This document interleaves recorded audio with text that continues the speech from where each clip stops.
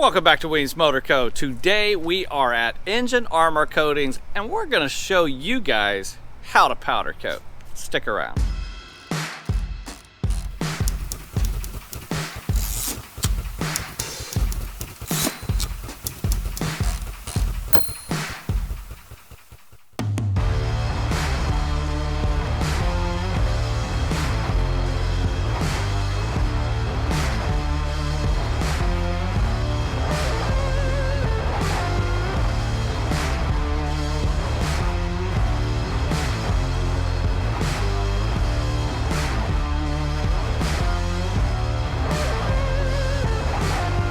What's up, guys? Here we are back again over at Engine Armor Coating. Today we got Andrew with us and he's going to kind of talk through this whole process of how you take a powder and apply it to your parts, and you got to cook it, and well, it's called baking, but how the process works and why is it better than paint. So we're going to talk through a few of those things, but before we do that, so what's the prep work? What do you have to do to get these parts ready to go on?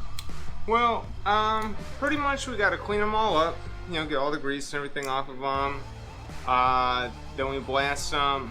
They do go through like a mineral spirits bath to get all the grease out, where the bearings go and everything like that. Okay. Because basically those, you know, these are old parts, so they're gonna have a lot of grease in the pores. And you know, if you don't get all that out, it's just gonna, like, as soon as you pull it in the oven, contaminants. It's gonna rise out and push all that powder off the parts. So with that being said, so these parts are actually off of our 1953 Triumph Terrier, super rare motorcycle. They only made it for just a few years. You can't find replacement parts for these, so you have to restore the parts that you have, and that's why I've come over here to Engine Armor Coating to have these guys refinish these parts for me. So they are what they are. I mean, they're old still. We're talking, you know, 70 years old stuff. So super cool that they're able to help us out with that. So we blasted them. What media do you use when you blast? For these parts we did a glass shard. Okay. I mean, a lot of times it depends on the parts. You know, don't want to use that for interior, like intake stuff and things. Cause it can get embedded into it when they warm up. It'll, you know, release it and stuff. But for like steel, it's like perfect because it's gonna knock all that rust down. Yeah. But it still gives you that nice smooth surface. So we knocked these down with some glass shard bead or glass shard media. And what's the next step in the process? After that, we do an outgassing process. So basically, they'll just need to go like 10-20 degrees over what the final cure processing would be. And different powders have different cure temperatures. Yeah, depending on the formulation and stuff. And as far as the thicknesses, is that also like different powders have like different thicknesses, or is that based on how many times you layer the powder on there?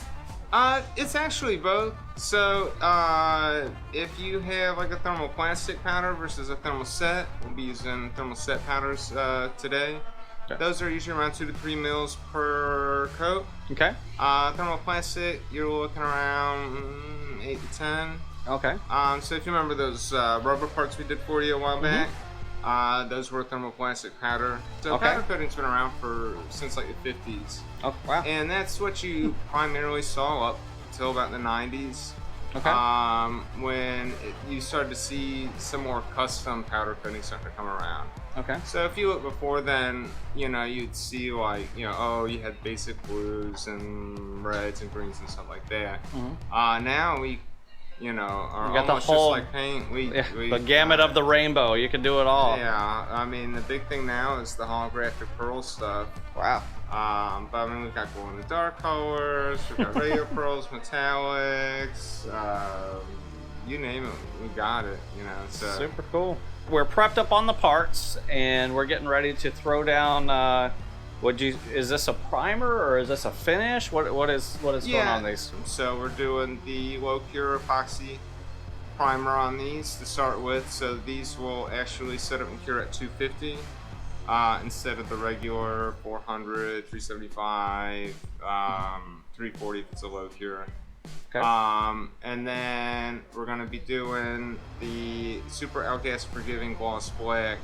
And that basically just has a extra additive to it that allows it so when you get like the pores open up, air escapes, it pretty much allows it to kind of burp itself and then flow back. So it's more forgiving when it comes to these old parts. Okay, so great, man. I'm looking forward to seeing how the process goes, and let's make it happen. All right, all right.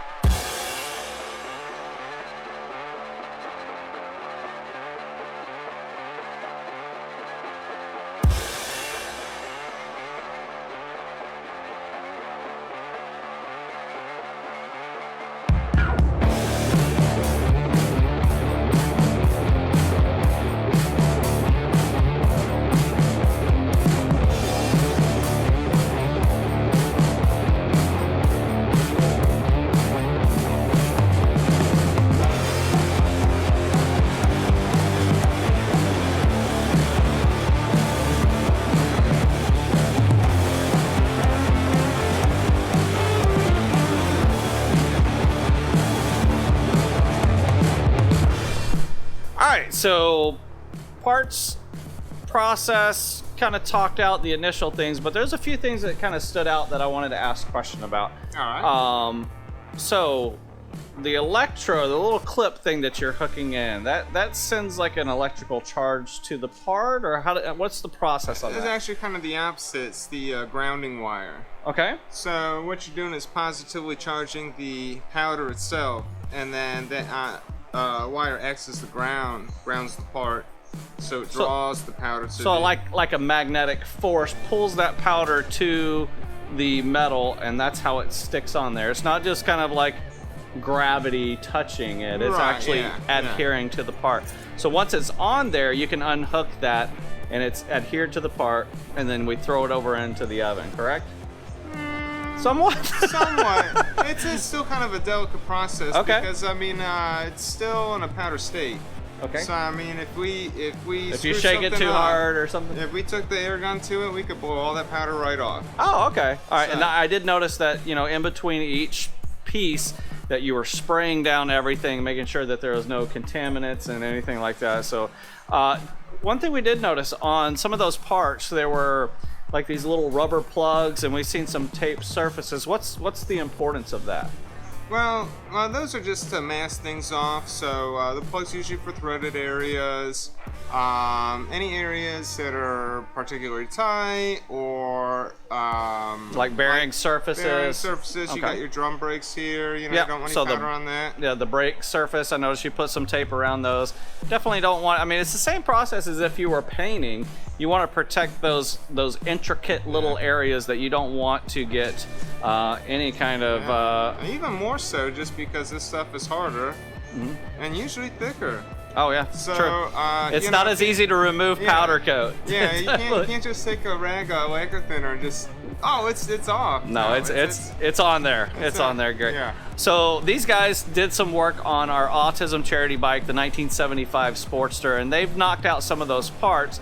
So we know that these are in what we said epoxy primer, which is a base coat. So they're not going to be like that super nice finished out part, but by the time we pick them up, they will be looking amazing. So we're gonna go look at those Sportster parts that they did for the charity build, and we'll see what parts look like at the end of the process. So let's go grab those up. Yeah, let's go over there. Okay.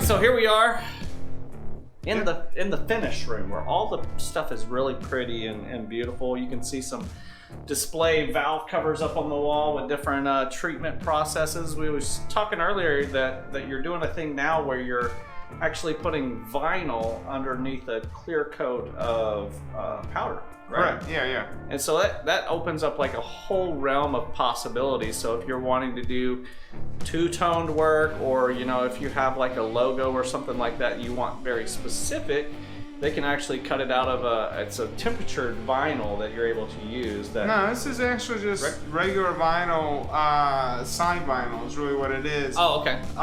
There are some limitations to it, because obviously the vinyl is only good to about certain temperatures before it starts to color shift.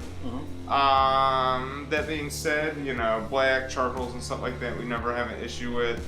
Your white will cream out. I did play around with my niece's bike. We did gold for dragon scales. She got copper. Oh, so okay. But there's close enough. It's a gold tone. Yeah, it worked. Well, very cool. So, I mean, if you guys are looking to do anything outside of the box when it comes to powder coating stuff, get in touch with the guys up here at Engine Armor Coating. Andrew, Scott are going to definitely get you guys squared away. Let's check out a couple of these parts here that you were talking about. So this is our rear brake drum for the Sportster. Obviously, we taped off everything on the inside, all those special surfaces for the brakes and stuff. But this finish, man, I actually used this finish on my motorcycle Hollywood Run. That's the red 1951 Triumph. We did a lot of this chrome powder coating, and I was super impressed because, number one, it's very difficult nowadays to find a chrome shop because of the regulations that the government is placing upon them. So many of the chrome shops are being shut down, and because of that, the prices on chroming parts have skyrocketed. And the idea with this particular motorcycle build, this Sportster that we're doing for TACA, the Autism Community in Action National Autism Charity, we wanted to be able to put out the best motorcycle, the most durable motorcycle, because someone is going to be winning this motorcycle. They're going to ride it around. So we wanted to do a finish that is going to last forever and not have any issues. So that's why we decided to go with it, and it's an amazing finish. I tell you what, guys, without paying the thousands and thousands of dollars that you do for the chroming process, this is a very good option. So if you guys are building that custom car, that custom motorcycle, whatever it is, and you finally get to that place where you have to call that chrome shop and then they tell you the thousands of dollars that you have to pay, this is a great option to get in touch with these guys over here at Engine Armor Coating, knocking out, doing these amazing things. I mean, guys, we've seen what these parts looked like when they dropped off, and now they're coming back better than what they ever were new. So you guys definitely have stepped it up. So thank you guys for what you're doing for this project. Absolutely.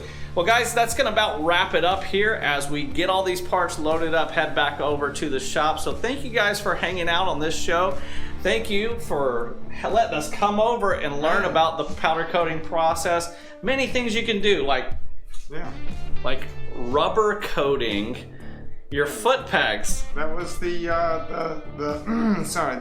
thermoplastic powder I was talking about earlier. Super cool, super cool. So many options.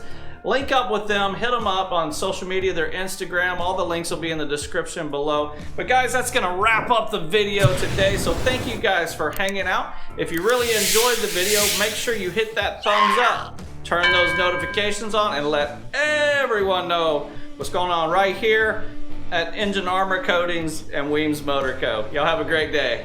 I'll take it easy. Peace.